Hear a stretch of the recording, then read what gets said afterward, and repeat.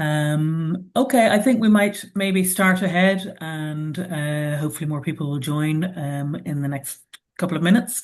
So I'm Vicky McGrath, I'm the Chief Executive at Rare Diseases Ireland, and I'd like to welcome everybody along today to, I guess, this important development for us, we hope, and for the rare disease community. Thank you very much for taking the time to join us today. So at the outset, I'm just going to give you a very quick overview. RD-CAT is a HRB funded consortium with various work packages and programs. It's being led, the principal investigator is I see Anna's getting an echo. I don't know if anybody else is. Okay, not Trina. Great. Sorry.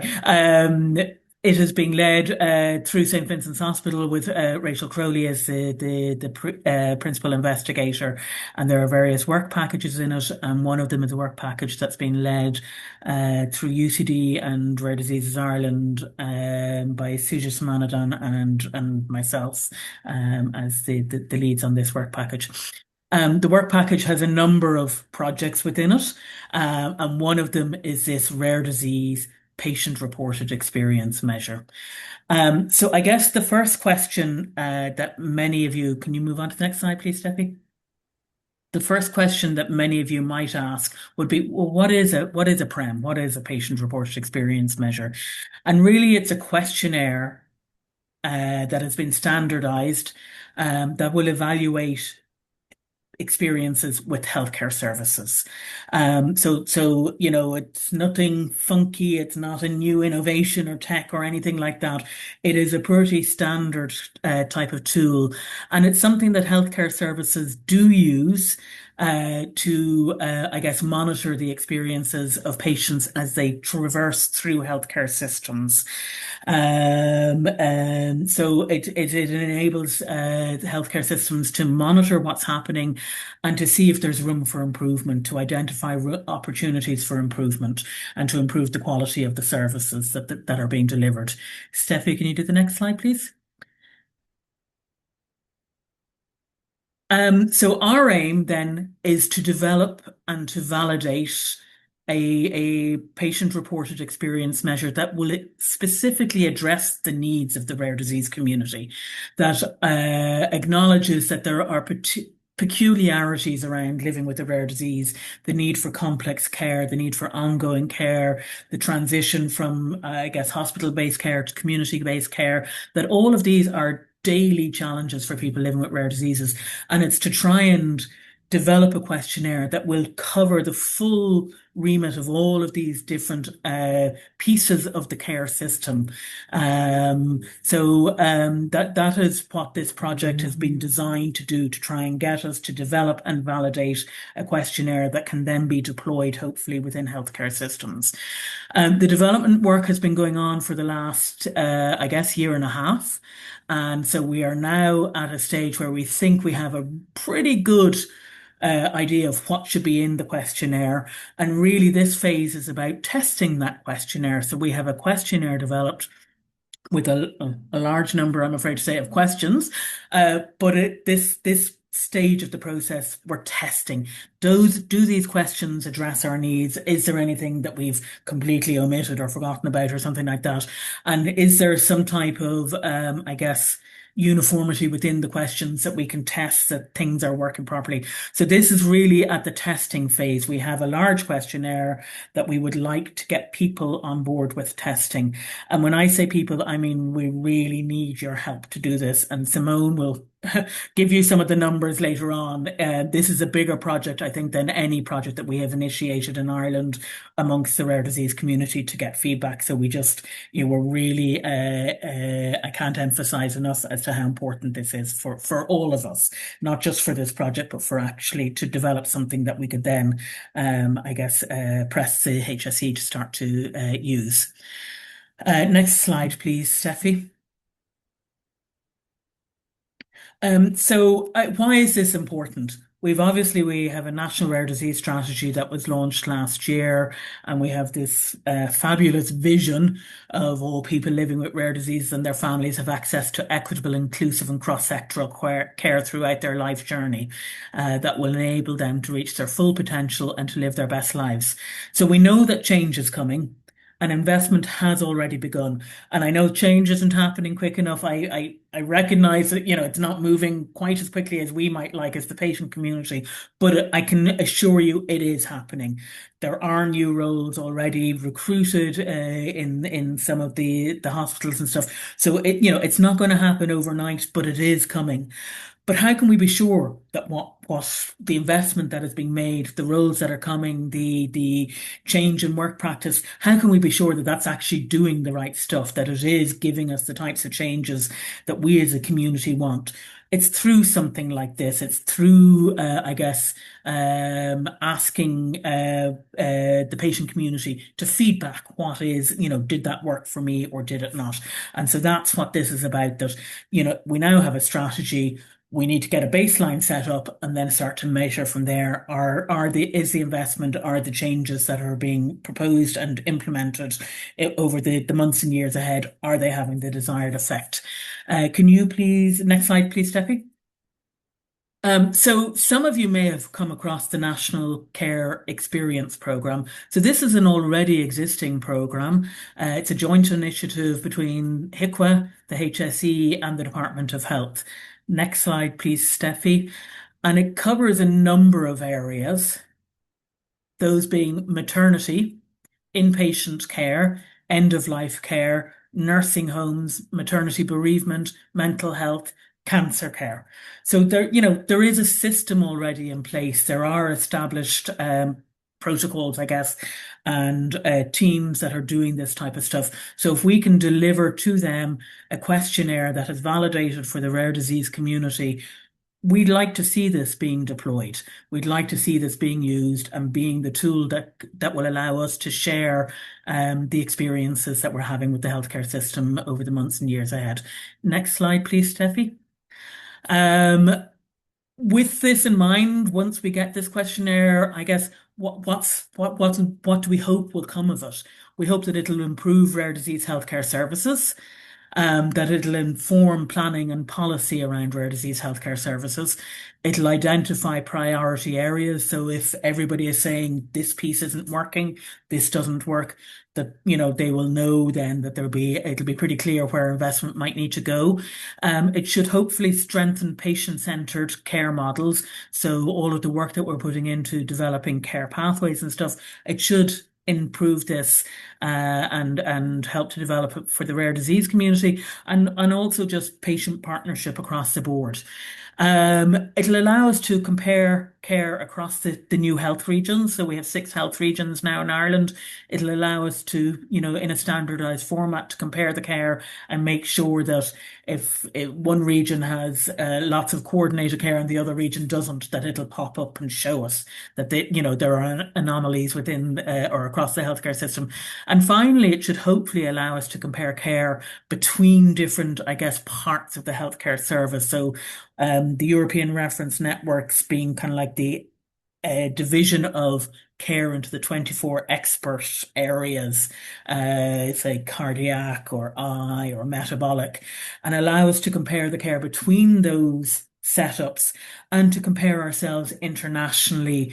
Are the ERNs in Ireland working as well as the ERNs in other countries? So in the long run, you'll see here that this is a partnership with UCD, with Rare Diseases Ireland and a Rare Barometer here, which is a Eurordis initiative. So it's a partnership across these three, and we would hope that this validated in English PREM can then be deployed in multiple languages across Europe, and that we could, I guess, enable it to be used across all of the ERNs across Europe.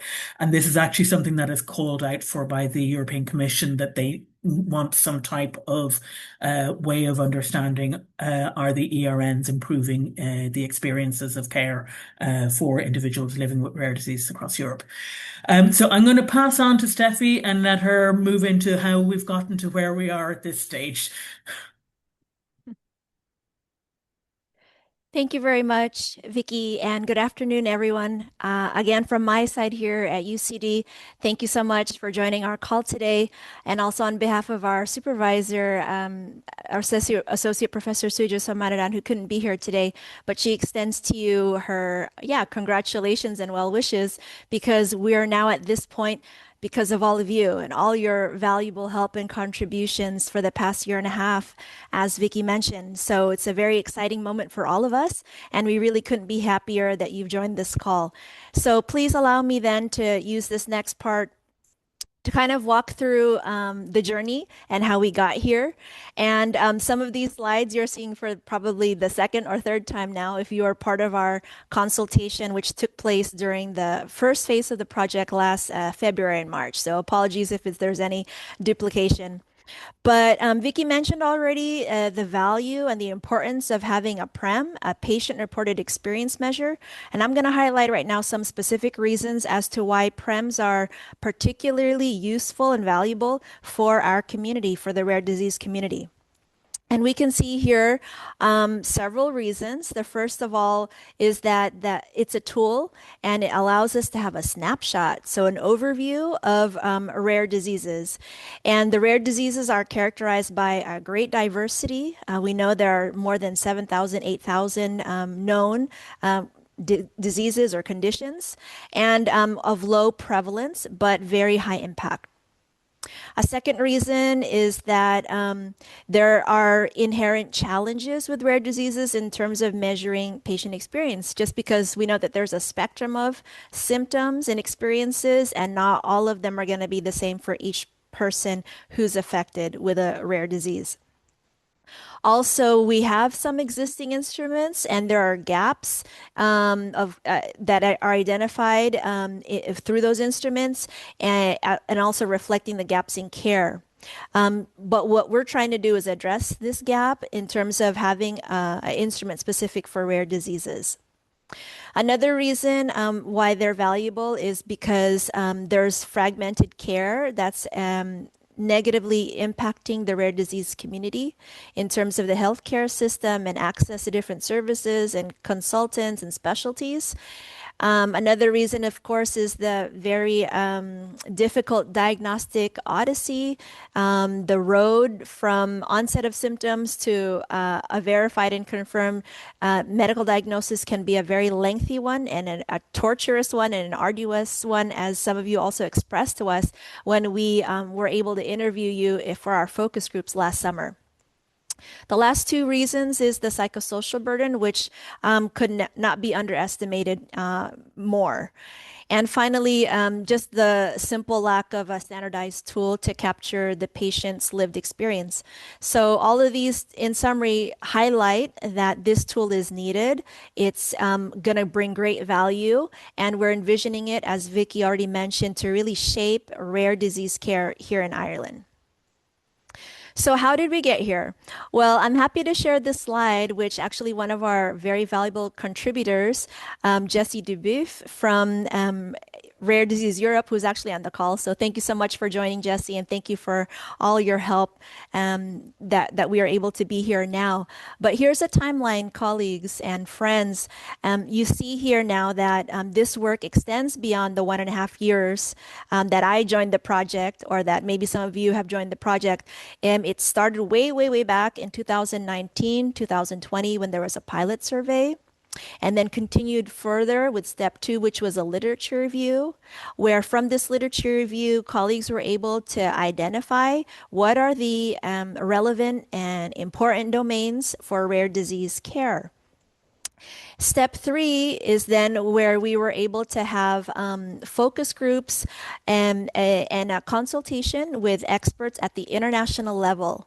And this took place just last year from February to March, where we were able to give our experts and patient representatives a questionnaire online, and they were able to give us indications as to which domains were most important, second most important, third most important. So basically, like a ranking. And then taking the findings from this international expert consultation, we were able to get the list, the ranking of the domains in terms of importance. And then we shared these findings with the rare disease community focus groups here in Ireland. Moving on to step 4 and step 5, now we have refined the questionnaire, and Vicky mentioned there are a number of questions, so we do apologize in advance for any burden that's going to cause you or those who will be filling out the questionnaire. It's quite lengthy, but it is very comprehensive, and this is very important for us to be able to establish a baseline. Right? We have to start somewhere, and we want to make sure we've covered all the bases. And then once we're then able to receive your inputs and the inputs of the rare disease community and members, we're hoping that we can further refine this instrument, and then this instrument can then be launched to assess secondary and tertiary level of care here in Ireland. So I talked a little bit about the domains. What specifically was I talking about? Well, here we are. From the literature review that was conducted by the colleagues in the last years, we see here that there's 11 of them that's covered in this new PREM questionnaire. And you can see the domains such as access to care, such as service aspects to care, the issue of trust, people-centeredness, continuity, coordination, comprehensiveness, and then self-management support and safety. From the literature review that was conducted by colleagues, they also identified 2 new domains, and they're colored in green here: diagnosis and treatment interventions, and the overall perceived quality of care. So basically, these are all the topics that was found to be important for a rare disease to be looking at how to improve care. So what is included now? What can be expected when you fill out the questionnaire? Well, there's going to be questions on a number of things covering those 11 domains. For example, the time to diagnosis, what was the access to the specialist care, how is the coordination between services, and what about the communication between the healthcare professionals and different members of the healthcare team? And what about the support services and access to information, and then an overall care experience? So at this time, what we've done is taken all the findings that our experts provided, our patient representatives provided, people living with rare disease and their carers have provided us in the past 1.5 years that we're so grateful for. Now we have 2 questionnaires, and we're really so excited because we've got on the one hand, a questionnaire for people living with rare diseases, adults, 18 years and older, living with a rare disease. And then second, we have a questionnaire specifically for our caregivers. I also wanted to highlight here too that at this moment in time, we've got these 2 versions for the adults and the caregivers. But in the future, we are really looking and actively pursuing the opportunity that we can develop something for children. So please keep posted on that. Suja, as you all know, is really fighting for that and applying for grants as we speak. So we're hoping to have more news on that. So please, let's not put that in the parking lot, but that's also coming in the future. All right, so who are we looking to ask to fill out the questionnaire? So this is our ideal recruitment sample. It would be the adults, 18 and above, who's living with a rare disease, and then their caregivers. And please note that there's so many advantages of doing this questionnaire because it is completely voluntary and it is confidential.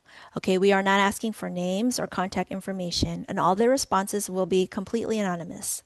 Also, to make things very convenient for you, it's going to be an online questionnaire that you can answer in the comfort of your own home at any time that you would like, from your phone, from your laptop, from your desktop.